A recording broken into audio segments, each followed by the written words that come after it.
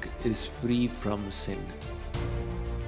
Just like on top of fire there is smoke, every work has got an aspect of sin. If you walk on the ground, you are killing germs. If you eat dahi, you are killing germs.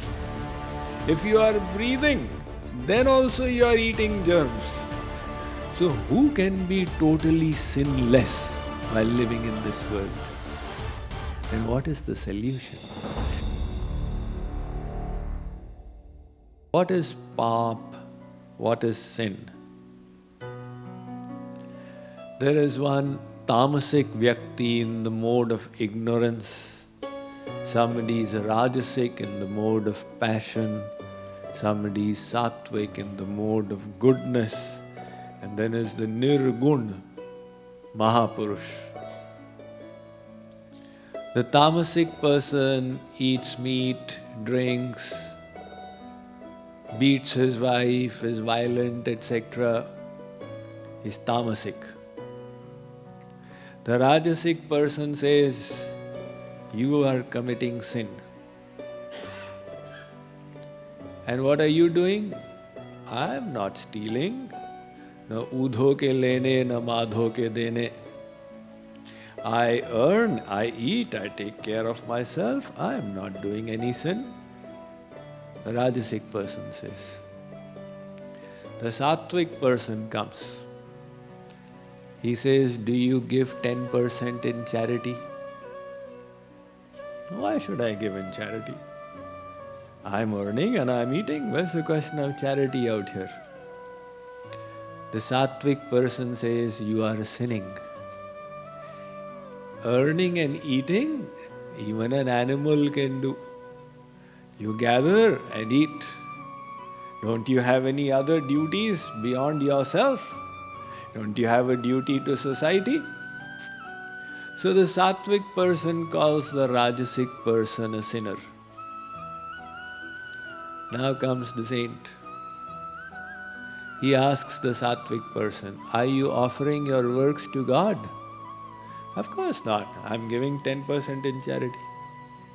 Then you are also a sinner. I'm a sinner. What sin am I doing? You have come to God's world. Don't you have any responsibility to God? Supposing Swamiji comes to your house when you are not there. And he finds the house open, he rests on the sofa, and he takes out some snacks from your fridge and drinks the juices in the kitchen. And when you come back home, you say, huh? You have stolen from me. Swamiji says, all your fridge, TV, everything is here. What have I stolen? Arey Baba, this is my house. You have come to my house, you are using my things. Don't you have any responsibility towards me? I do. But then you have come to God's world. This is God's world, you did not make it. You have come to God's world, you are utilizing God's things. Don't you have any responsibility to Him? So from the divine perspective of the Mahapurush, everything that is not done nimit as an offering to God is sin. Similarly, if you offer the fruits of your works to yourself, you are bound in the karmic reactions. Why are you earning? So that I can have a big house and I can go for my yearly vacation and I can go for my weekly picnic and night out and have a good time. So you are earning to enjoy? Yes. Then all the sin you are doing in earning, you are culpable for it. And you can't avoid sin. If you walk on the ground, you are killing germs. If you eat dahi, you are killing germs. Who can avoid sin? You know, in India, people tell me, Swamiji, I am a bank officer and I am forced to take ghoos, otherwise my boss will throw me out, I'll lose my job. What to do? I am stuck. I have to sin, otherwise I'll lose my job. What is the solution then? Say, Sri Krishna was asked the same question by Arjuna. Sri Krishna said, Arjuna, no work is free from sin. Just like on top of fire there is smoke, every work has got an aspect of sin. If you are breathing, then also you are eating germs. So who can be totally sinless while living in this world? Then what is the solution? Solution is yat karoshi yad ashnasi yad juhosi dadasi yat tapasyasi kaunteya tat kurushva madarpanam. You offer everything. I am not the enjoyer. I am not the bhokta. Sri Krishna, this is all for your pleasure. That karma yogi offers the fruits of all his works to God. Then he is absolved of the sins he may commit in his work. Let us say that he is a businessman. Now he has to do a little bit of sin,